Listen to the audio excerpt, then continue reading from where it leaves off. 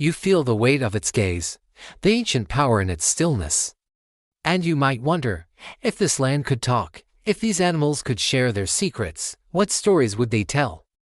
What lost history are they guarding, a history that we, in our modern world, have completely forgotten?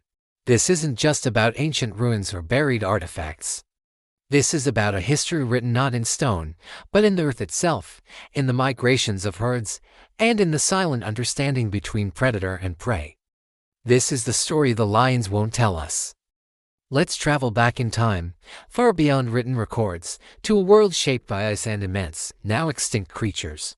Imagine the African savannah, but bigger, wilder. This was the hunting ground of the lion's ancestors, creatures far larger than the lions we know today. They weren't just kings. They were emperors of a megafauna world. They hunted giant buffalo with horns spanning 12 feet, and stalked prehistoric elephants that dwarfed modern ones. Their roars didn't just echo across the plains, they shook the very ground, a declaration of power in a world of giants. This isn't a fantasy.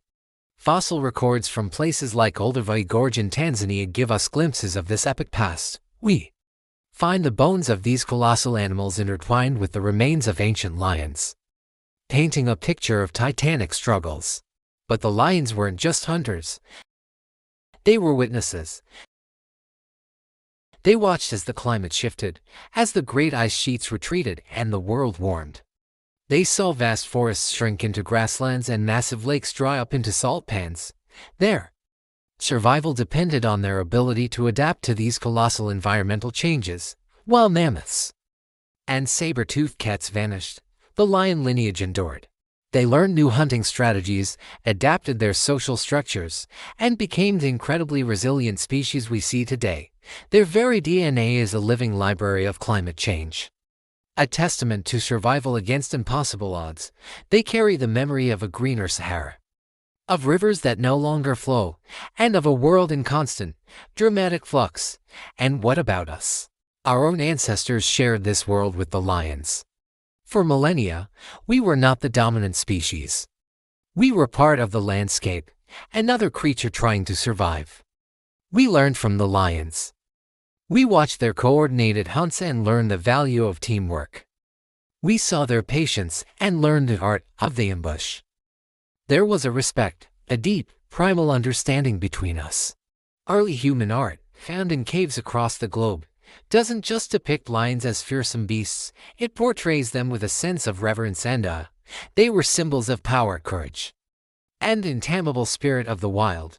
They were our rivals, our teachers, and in many ways, our equals. This shared history, this complex relationship of fear and admiration, is a chapter of our own story that we've largely forgotten. Today, when we look at a lion, we see a symbol of the wild, a magnificent animal we must protect. But we rarely see the depth of history in their eyes. We don't see the ghosts of the megafauna they once hunted, the memory of changing continents, or the reflection of our own ancient ancestors huddled around a fire, listening to their roars in the dark. They are the keepers of a silent history, a narrative of resilience, adaptation, and a world far more epic than we can imagine. Perhaps the history isn't lost at all. Perhaps it's just waiting, out there on the savannah, for us to learn how to listen again, to understand the language of the wind, the earth, and the wild. The lions may not tell us their secrets, but by protecting them and their world, we protect a vital, living part of a history that belongs to us all. Thank you for watching. If you were captivated by this journey into the past, please like this video and subscribe for more stories hidden in the wild.